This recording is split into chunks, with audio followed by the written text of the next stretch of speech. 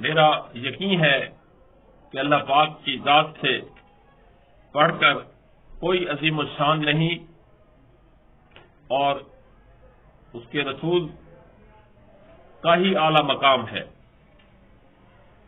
رایامہ news کے ساتھ آپ کا میزبان اعظم مجکھڑ۔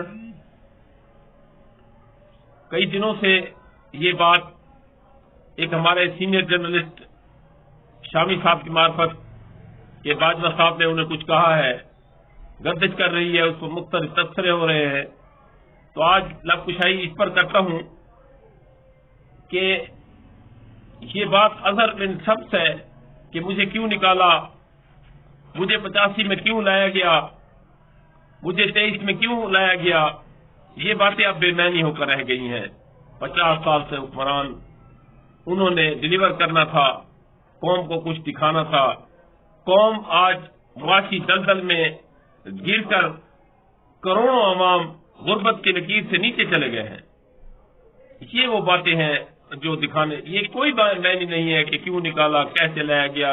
یہ سازشیں ہر ملک میں، ہر کنٹری میں چل رہی ہیں، چلتی رہتی ہیں، اور انہی سے جماعتیں پروان بھی چڑھتی ہیں، نیچے بھی چلی جاتی ہیں، اوپر بھی آ جاتی ہیں۔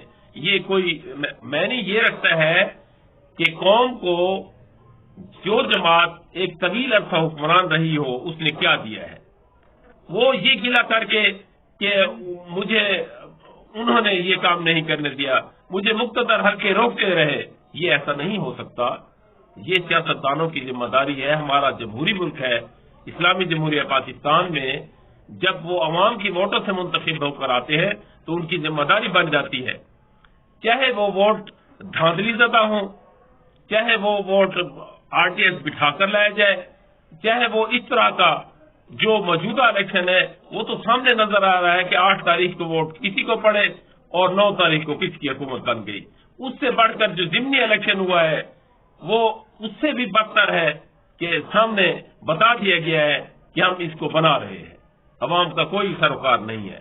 لیکن اگر وہ بنا دیے گئے ہیں اور ان کی مجبوری تھی انہیں بنانا، اور پھر اگر وہ آ بھی گئے ہیں تو اب پاکستان مسلم لیگ نون کی ہی پاکستان میں حکومت ہے جو نظر آ رہی ہے۔